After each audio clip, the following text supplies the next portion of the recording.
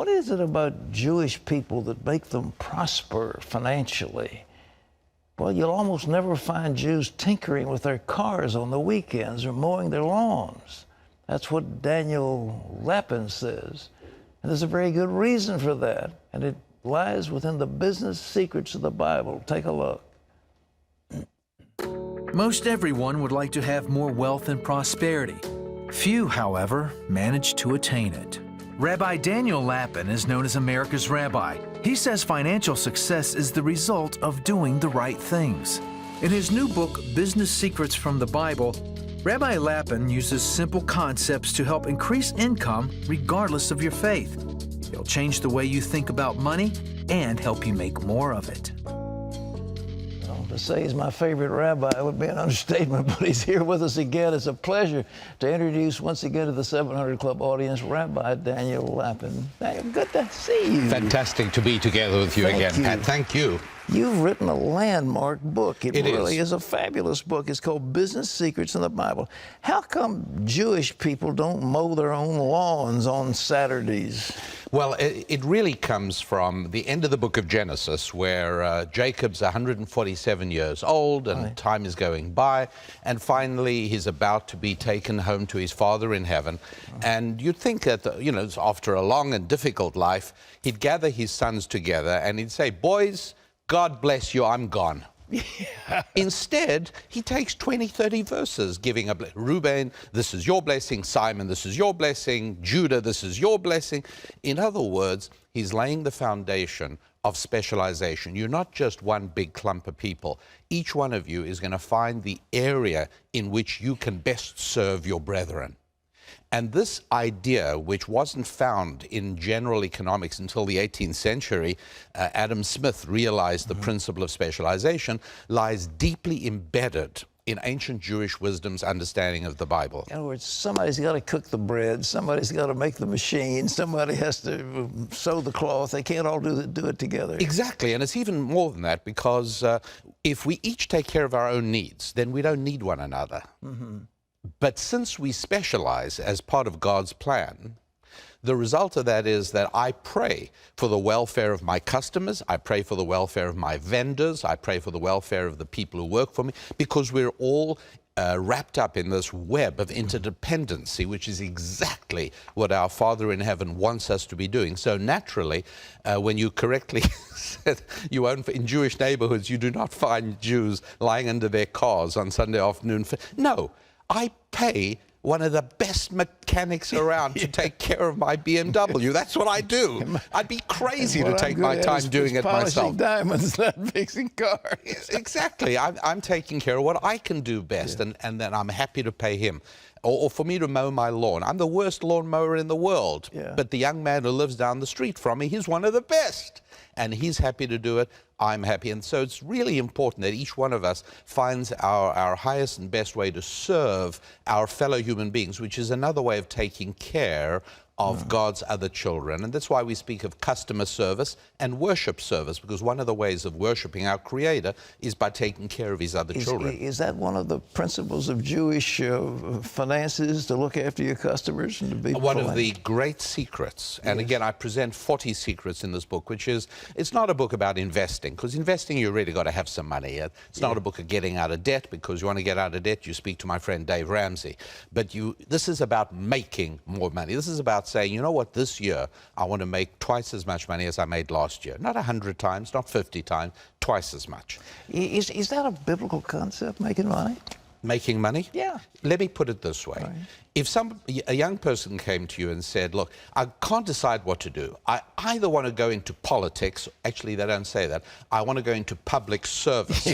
I always distrust occupations that need a euphemism. Have you noticed? So public service, or I'd like to go into business and make a lot of money. Who is better for America? Who's better for you? Who's better for me? When somebody tells me he wants to go into public service or politics, I think to myself, 10 more fingers in my wallet. But when somebody tells me I want to go into business, then the only way he can succeed in business, or she, is by making products or services that enhance my life. And that's why I say, yes, I'm not going to say God wants you to be rich, but God wants you to be striving for more money. Money is a spiritual creation of our Creator. It's not something that just came You about. said something here too that so it surprised most people is that cities are really a creation of God, that men had to get together in cities. Why was that? Well, that's exactly right. We find that after Cain kills Abel, God gives him the punishment of isolation from people, basically. You're always going to have to keep traveling, and things you plant won't grow. And finally he realizes, and so he names his son Enoch. And so he took one life, he shows that he's atoned, he shows God that he understands, he brings a new life into the world, Enoch. In Hebrew, in the Lord's language, yes, Enoch means I'm educated, education, I've got it, I caught on what I did wrong. And now he builds a city, what, for 3 human beings? Well, that's not the point. You know, build it and they'll come. A city is a glorious place. A city is where you've got the best of everything. Sadly, you can also have the worst of everything. If you build your city without God in a godless manner, you'll have massive problems. But a city built basically as people like Cotton Mather and some of the great Christian leaders of colonial America, the city on the hill. If it's that kind of a city, a godly city, it's a city where everybody can make more money than they can anywhere else. You find these principles in Hebrews. I know one thing in your book, you talk about, of course, the word for hand is yad, and you said a friend is yad. Yes, of course. Well, tell us about that. Well, what's interesting about that is that it's curious how throughout Western civilization, and Western civilization sprang from the pages of the Bible. I mean, obviously, what we think of as the West is the creation of God's book, basically God's message to mankind. Right. And it's funny that the symbol or action of friendship is shaking hands. Right. Why isn't it rubbing elbows or, you know, noses. Or noses? Yeah, I mean, like, what's with hands? And one of the fallacious explanations which I've debunked is that, oh, well, this is because when people used to meet on the road, if they shook hands with one another, then they couldn't be reaching for their sword. Well, all I know is I can handle a knife with my left hand as well. Wouldn't that be a surprise for the guy whose right hand I'm holding while I take him out with my left hand? It's nonsense, complete nonsense. No, the reason is because in the Lord's language, which people used to all know, I mean, Hebrew was widely understood. And everybody, that's why I say today everyone needs a rabbi, right? Because not everyone knows Hebrew. I've got to sort of help people along a little bit. But when they did, the idea of in Hebrew is one of the great words in Hebrew for a friend is yedid, which is spelt hand. The 2 Hebrew words, basically 2 hands clasping becomes, and to this day, it's the picture of clasped hands is a symbol of friendship. What else? Where did the word money come from? Is that a Hebrew word, money? The word money itself? Yeah. Well, yes. The Hebrew word is counting, and that money is the Hebrew word for money is counting. Is counting. And what do you? If you say to anybody, counting, what do you count? The first thing you think of, I think, is you count money. Well, you mentioned in your book that people had to keep accounts, that if you're going to succeed, you've got to know where your money is. Oh, look, I mean, if you want to lose weight, or if you've got to keep a record. You've got to measure your weight and keep records. If you want to become biblical in your money, and I do. I mean, when I travel to churches, Pat, I've got to tell you, my heart breaks when I speak at 30, 40 churches a year. Every now and then I come to a church where I see deferred maintenance. I see a stressed out pastor who hasn't been able to pay the mortgage. I see members of the church who just not. And for me, it's the greatest blessing. It's what my ministry is all about, to bring them business secrets from the Bible so that when I come back a year later, I see a different institution, a totally different church. The whole idea of knowing how to do balance sheet accounting, or, you know. You don't have to become a CPA, but you do need to be able to understand financial statements. And it's easy to do. You just got to be able to do it. That's a key. I mean, the Jewish person from the Bible would always know how to count his money and know where it was. Not only that, but the Hebrew words for counting not only means money in the case of money, but each of the 4 Hebrew words that mean counting also mean successful person of accomplishment. Tell me about those. The successful person? Yeah. In Hebrew, there's a word poked, Or how about the word nosei, means to count, but it's also the same word in the book of Numbers where Moses appoints the princes for each tribe. That's exactly the same word, the princes.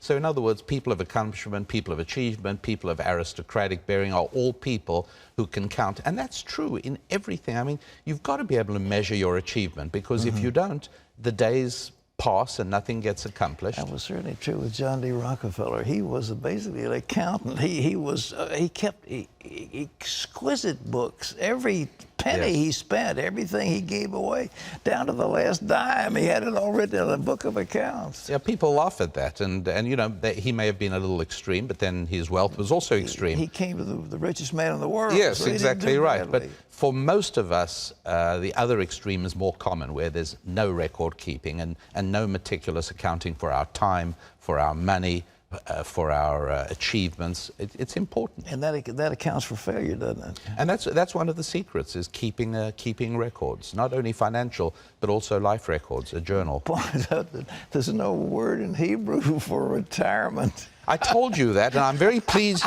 Last time we were together, I told you there's no Hebrew word for retirement. And the general rule is that when there's no Hebrew word for something, it's a bad idea. So, for instance, there's no Hebrew word for adolescent. Because when you think about it, an adolescent's just somebody who wants all the privileges of adulthood with none of the responsibilities, right? So no word for adolescent, no word for retire. And I'm very happy to see that you've taken that lesson to heart. Totally to heart, man. I just can't, they won't let me retire. I'm trying, but they won't let me. Absolutely out of the question. But there's no word in Hebrew for it. No, there isn't, because it's a bad concept. Well, what have we done in our country? We have violated that totally. People, we've got to pay them when they're 65 years old. Well, we violated a lot of things in this country. I mean, right now, for instance, there is the implication that if you've made money, there's something morally suspect about you. That somehow making money is a bad thing. There's another word in Hebrew doesn't exist, the word fair. Because you'll hear politicians saying, well, he is rich, he hasn't paid his fair share. The funny thing about fair is it's not defined. That's right. I would think that when many politicians say, we want people to pay their fair tax, they probably mean 100%. That's right. There isn't anything short of that. You know, fair doesn't mean anything at all. Fair is whatever I choose to want it to mean. But there's no word in Hebrew for fair? No word for fair. Yeah. Why not? There's words for justice. Yes. Because in the Bible and in biblical thinking, agreements and contracts are sacrosanct. They're very important. If we shake hands on something, that is an agreement. But we'd never say, Pat, I got an idea. Why don't we go into business together and we'll have a fair, equitable distribution of the profits? No, we don't do that. We say, here's what it's going to be.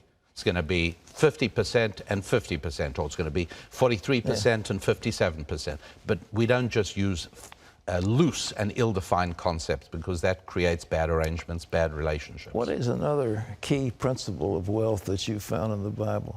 Well, one of the great ones that has always served the Jewish people very successfully and very, very well, and I mean, I'm not saying there's no poor Jews, but Jews are disproportionately financially effective, and I wanted to bring 40 of the most important secrets from the Bible to everybody. One that's beautiful is in the second book of Kings. The prophet Elisha is approached by a widow who has nothing, and absolutely nothing. And he says to her, listen, you've got to go back and search in your house. She says, I've got nothing. How many times do I have to tell you? He says, you've got to find something. So she finds one teensy-weensy little jar of oil. Right. And then he says, okay, this is going to work. And she says, now go borrow 50-gallon oil drums from everybody, thousands of them, right?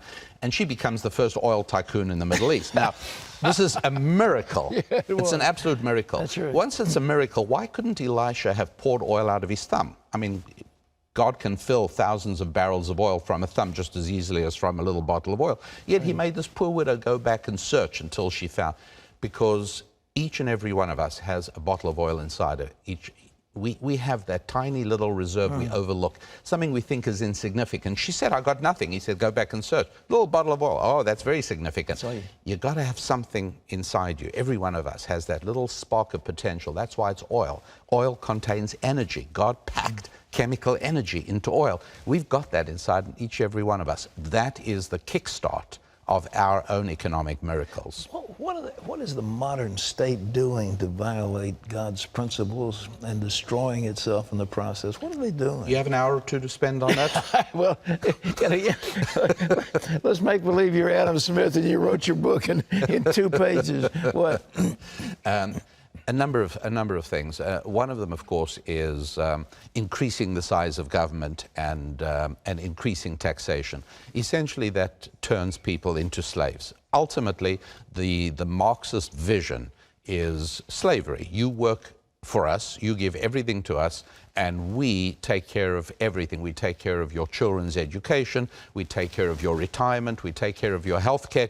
Oh, wait a sec, we're already there. That's exactly what they're doing. And they also think they can borrow. What about borrowing? What does the Bible have to say about that?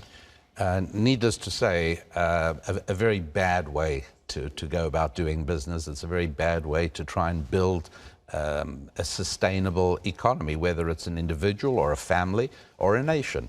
The borrowing is immoral. It's essentially taking from people who are not yet born. But then many of the people who are doing that are really fairly comfortable with taking a lot of things from the unborn, sure, including their lives. Is this book available? Where? That book is absolutely available. Where can one get copies? You can get them anywhere that books are sold. You can also, my website, which can be found on your website, is youneedarabbi.com. All right, it's available there as well. It's a fantastic book. You ought to get it if you want to learn how to keep money, make money, and do the biblical way. It's called Business Secrets of the Bible, and Daniel Lapin.